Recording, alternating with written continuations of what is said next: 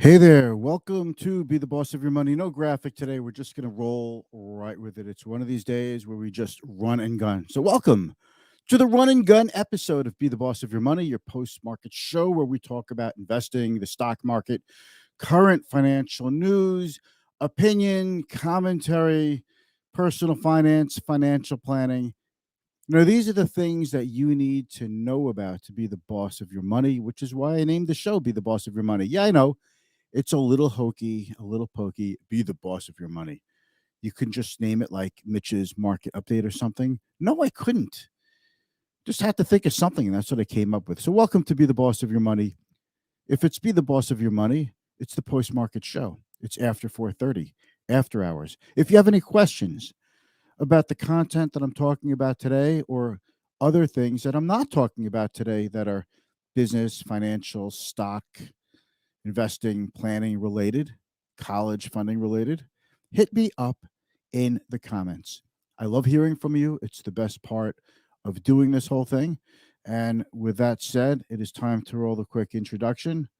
And then we're going to put on a quick show, quick update.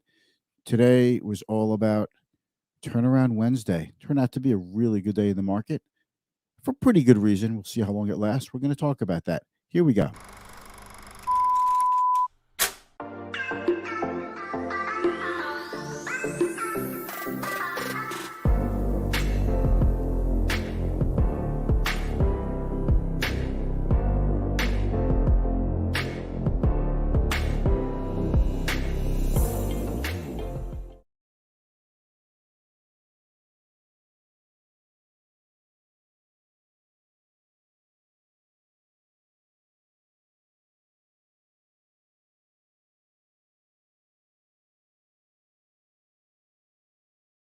I mean, what I'm seeing, what you're seeing, yeah, looks good. It looks good. It looks good. Okay, this is the vagaries of going live.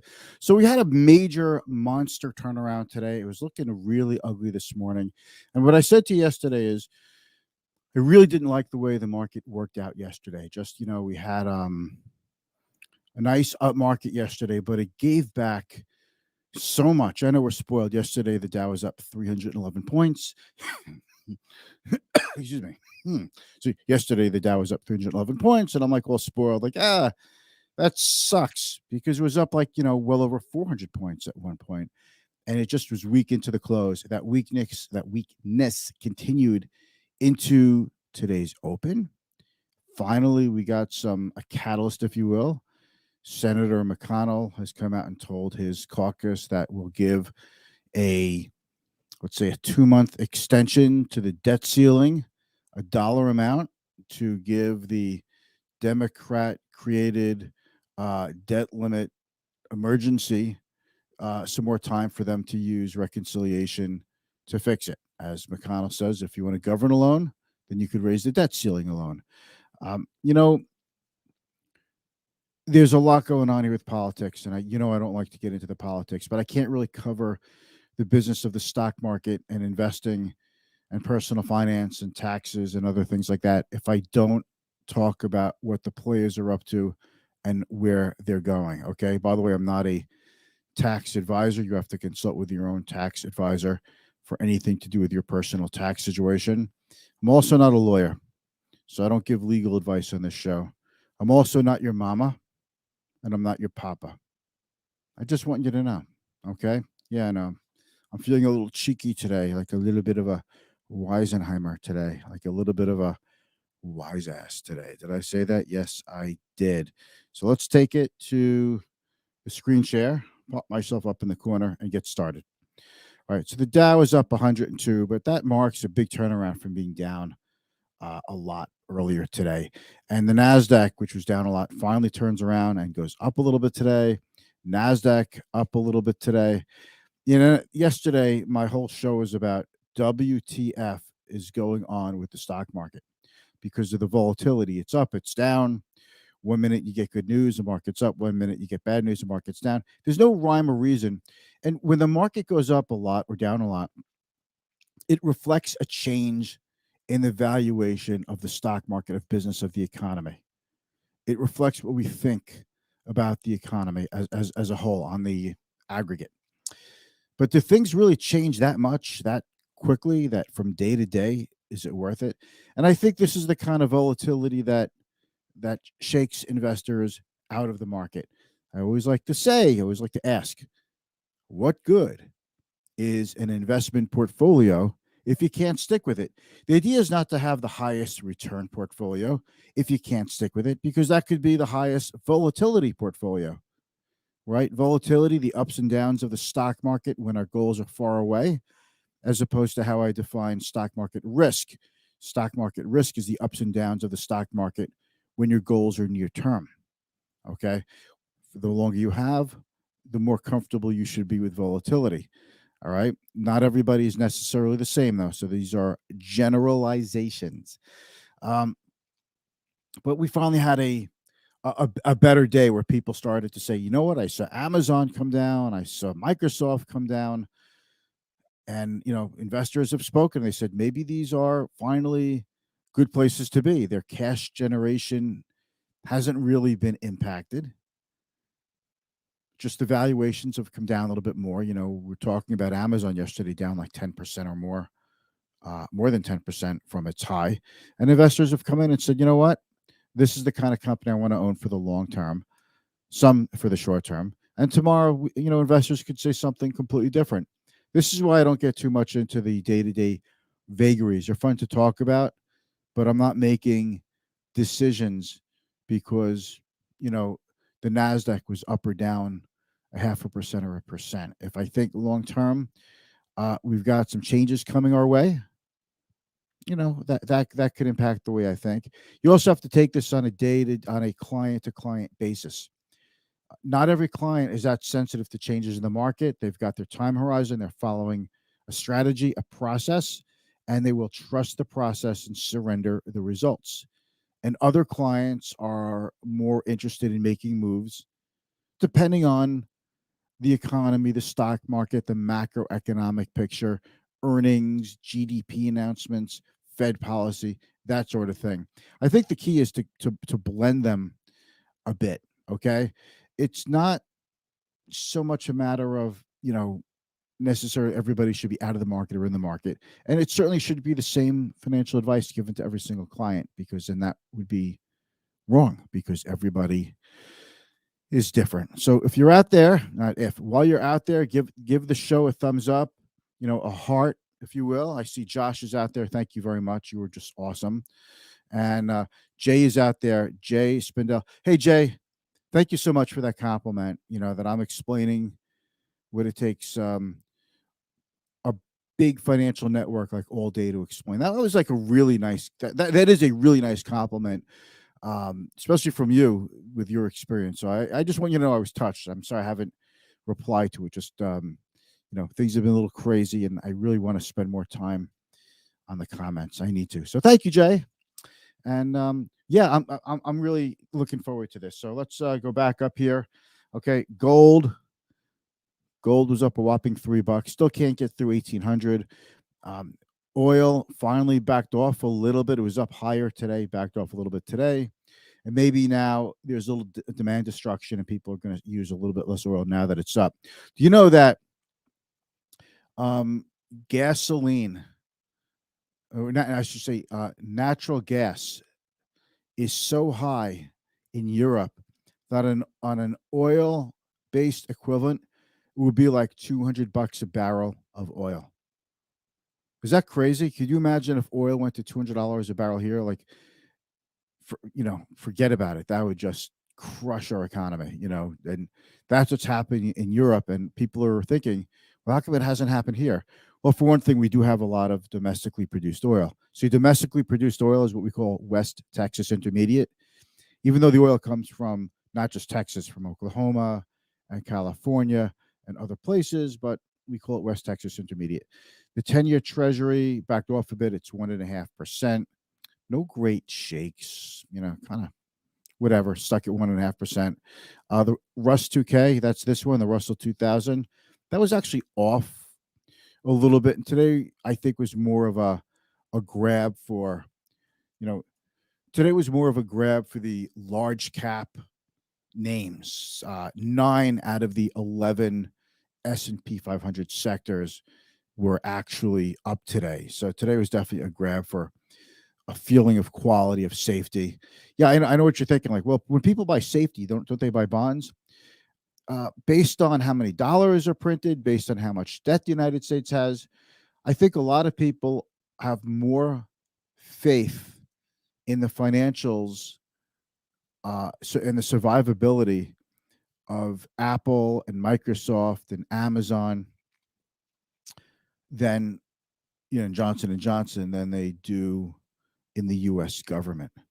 I mean, you don't hear Amazon saying we're going to default on our debts if our board of directors can't agree on what accounting method we should use or something like that. That doesn't happen, right? And that's exactly what's happening with the U.S. government. It's everyone. I mean, Democrats drag their feet. They knew this was coming, and they should have had a reconciliation package or something in their back pocket for this, like months ago. Nothing like waiting until the last minute. And the Republicans are just not going to budge on anything, and they're just going to say, "Well, we'll get in your way of everything, and make sure we can drag things out because we want to make you look bad." It's just both. It's just a poisonous atmosphere. You know, I wonder if we had term limits, if you only had one term or two terms, if you wouldn't care so much. um,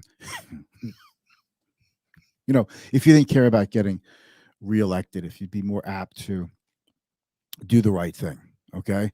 Jay says we are the Saudi Arabia of natural gas. That's true. I mean, we have massive amounts of natural gas, so we're not going to see the price hikes that you're seeing around the world. In fact, we're actually an exporter of natural gas. Very hard to export that stuff, but nonetheless, that's what we're doing. So let's take a look at. I want to just take a jump up here to crypto. Crypto is something that we talk about a lot here, and here we are, crypto at 55,000, almost back to its all-time high. Like a week ago, China bans crypto. Bitcoin, was 42,000, and now it's 55,000. What's interesting? You never know who has crypto, right? And I think it's really interesting that you never know who has crypto. I was meeting with a client a couple of days ago, and he takes out his phone and he shows me, hey, this is my crypto. This is my Bitcoin. I put like $10,000 into it, and it's worth about $130,000 now. And I'm like, that is fantastic. I'm very happy for this fellow. And 10,000, he could have done a lot more than 10, but to each his own.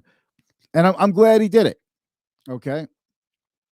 And but we have to talk about this whole thing going on with Ethereum. Crypto right now looks so bullish to me because if it could get through that Chinese ban and move along, and it's just incredible. I'm going to tell you why, what the spark was for crypto. Colin, I see you out there. I'm going to get to you in a second. All right. I just want to finish my thought process, before it leaves my head. All right.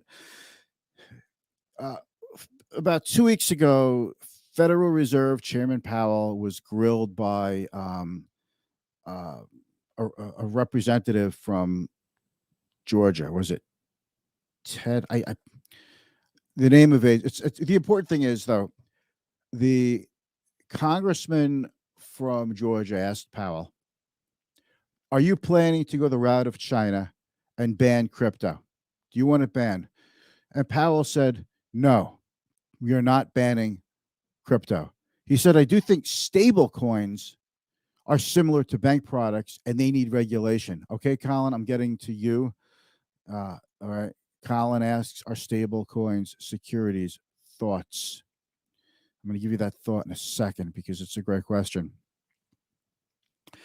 And then the representative said, "Are you sure you're not going to ban it?" And he said, "No, it's an innovation. And we think we need to see how it develops." And that was it. The largest economy in the world endorses crypto. or at least by de facto does not eliminate it or ban it. And it's just this incredible innovation. Where crypto goes, I don't know. I mean, I don't know if any of the coins today are going to be the viable coins a year or 2 or 3 years from now. But it seems, Bitcoin is still the first one you buy. And with all of the innovation that has taken place in crypto land and blockchain land, you know, Bitcoin is still number one. It is still how Bitcoin was developed is so amazingly complex. No one's come close to developing something like Bitcoin. No one. And it's just that to me, and Bitcoin was invented over a decade ago, and even with the newest technology, nothing's come close to what Bitcoin is in terms of technology, sophistication, and ease of use is coming. So to get to you, Colin, are stablecoin securities. Okay, so stable coins, I do think, are securities. And by the way, all of this crypto stuff is traded like a security. You sell crypto, it could be a taxable event. You buy $10,000 worth of crypto, it's worth $100,000 now. Bitcoin, whatever it is, for example, you've got a $90,000 profit. You sell it. Now I've got $100,000 because I'm going to buy a car. So I'll buy a car with the crypto. I'm not even going to sell the crypto. I'm just going to give it to the car dealer. Okay. Or I'm going to give it to Tesla. I'm going to get my $100,000 car. But guess what? It's the IRS looks at it as if you sold the crypto, even though you say you bartered it or exchanged it. It's a sale. And in that regard, crypto is a security.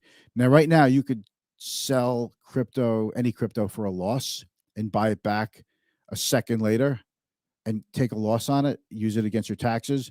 With a stock, if you sell the stock, you've got to wait 30 days to buy it back in order to claim the loss. If you have a losing position and you would do tax loss harvesting, because if you do it within 30 days, you violate the wash sale rule and you don't get to claim the loss.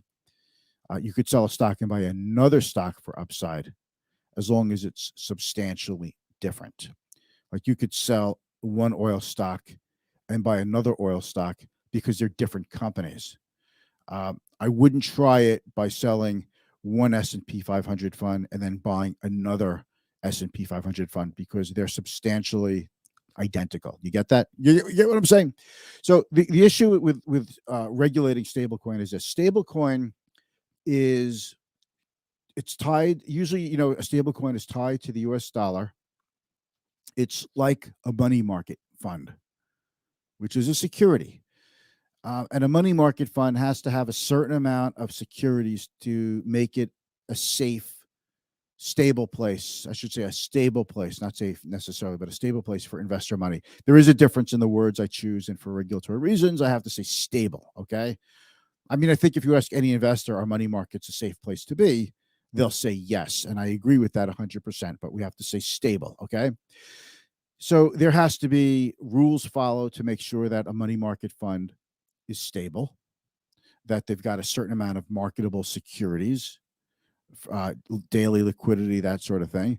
And, stable coins are, from what I'm learning about them, they have maybe 3 or 4% of the assets of a stable coin, of all the value of the entire stable coin. I'm talking about like one stable coin, not all stable coins, but like you take one stable coin and it's like worth $1 billion, and it might only have like, 40 or $50 million of actual, short-term cash and securities to back it up to maintain the value of a US dollar. And that's scary because if you think about it, if you put your money in a stable coin thinking you're going into the money market account of crypto, so you must be safe. No, it doesn't have enough collateral in it to really make it stable, like what you would think of in terms of a normal money market fund bank product. So that's where the need for regulation comes in, and that's why we talk about it as a security. But right now, all cryptos are regarded as securities, at least according to the IRS. Okay, so what else is going on? Are there any big stories today? Yeah, just one thing, and then I'm gonna let you go. The big thing is this, and I'm just gonna pop myself up in the screen again. It's not cooperating. Come on, why does it do this? All right.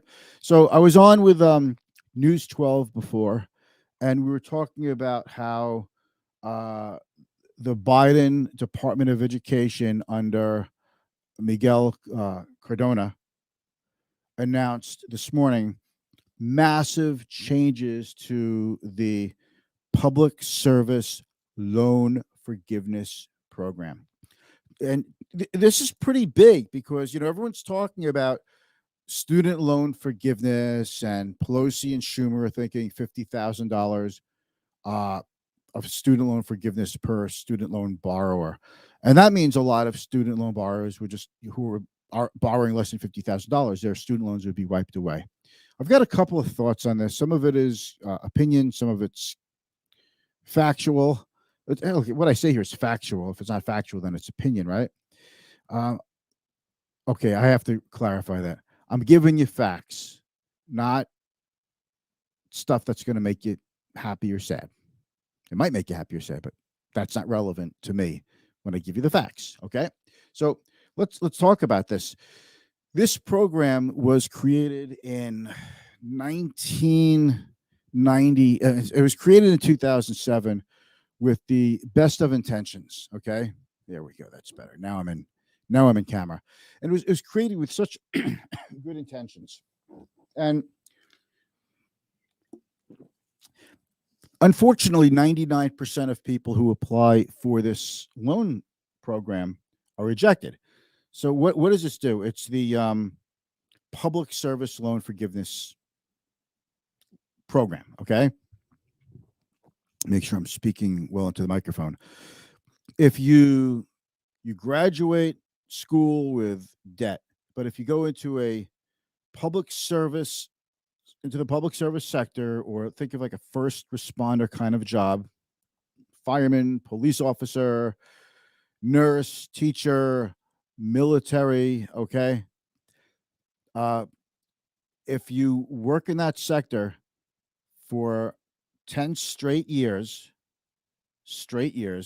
and make your student loan payments for 10 straight years, 120 months straight, then after that, anything left over is wiped out. You're forgiven on all that debt. And it was to attract people into the public service sector. It was to give people a way out, but you're going to have to pay for it, meaning you're not going into the lucrative private sector. You're kind of going, you're going into the public sector, and you're going to work for less. But the program failed miserably because applications weren't filled out perfectly. There was very little guidance on it. And if you took out a loan, there are so many initials when it comes to college funding. Okay. But if you took out a loan like a federal family education loan, that's a loan that could be a private loan, but it's backed by the federal government. Okay. Then that didn't qualify, and people didn't know what kind of loans they had, or they thought if it said federal, then it's a direct loan. This program is only for federal loans, direct loans, directly from the government to the student. By the way, it does not cover at all parent plus loans, because those loans are actually made to the parent or the legal guardian, not to the student. Okay. So it does apply to government plus loans. It applies to Perkins loans, and the other ones I just mentioned. Okay. So what this program is saying is you have a year till October 31st of 2022 to consolidate these loans into a direct loan, meaning a federal direct loan. And then if you could show that you worked in the public sector for 10 years, made payments for 10 years, unless you were in the military and you skip payments because you were on active duty, that time will count for you. So don't worry about that. Okay. Then now you are part of this program and you qualify for it. So that's what the big news is today, and it's a big deal. It's covered on CNBC, it's covered on USA Today, CBS. It's all over the place, and that's why I was on News 12 today to explain this to people. I know about the program. I am very pleased about it, about these changes, and also it goes back retroactive. People who did apply have a shot of now being forgiven on student loan money as a credit because they were wrongly turned away, rejected. They were wrongly rejected in this by this program. Okay, so that is what this is all about. I was asked, do you think now this will encourage more people to go into the public sector, noble causes, that sort of thing? Yeah, I think so. I think there's, putting a financial incentive will make the public sector maybe more attractive to people. I mean, if someone is a diehard, they want to go into the private sector and they want to make a lot of money. This is not for you know, this is not for them. They're not going to want to put 10 years into you know public service sector kind of jobs, right? So that's what that is all about. Now I'll see if I could pull this up on the screen. No, not going to happen. All right, it doesn't really matter. I just pretty much told you about it. So let's just take a look at one last thing. What's the big story of the day? That's just actually what we started with.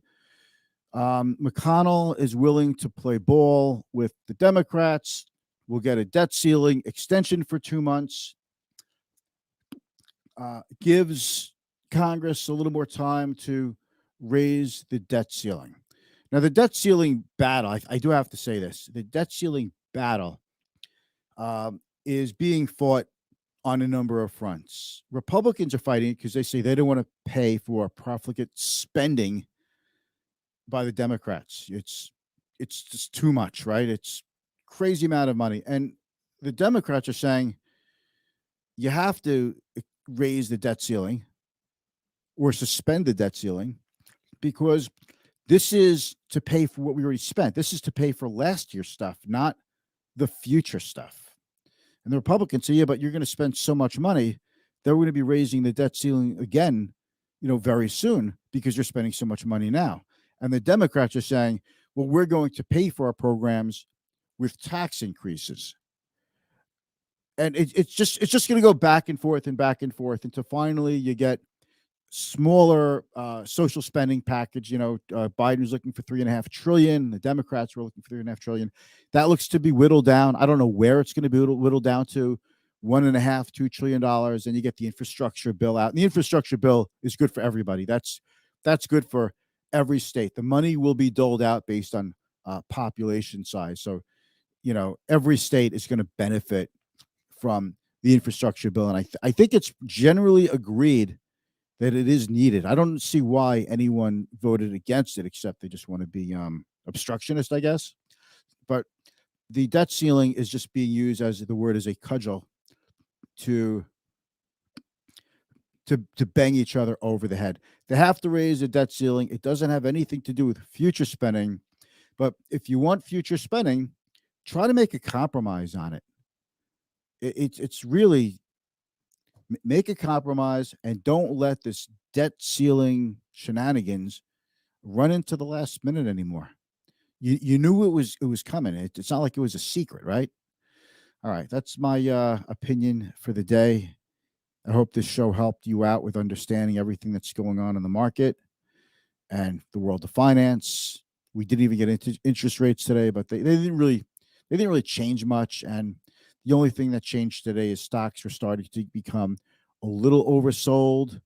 And the Republicans said, okay, we'll do a debt ceiling hike for 2 months to give the Democrats some time to do a reconciliation. A reconciliation bill means you don't need a supermajority in the Senate to pass a spending bill. You just need a majority.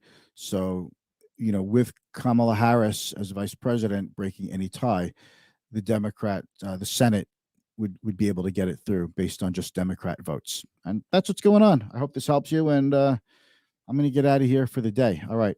If you have any questions, any thoughts, afterthoughts, let me know, and I'll see you tomorrow. Thank you.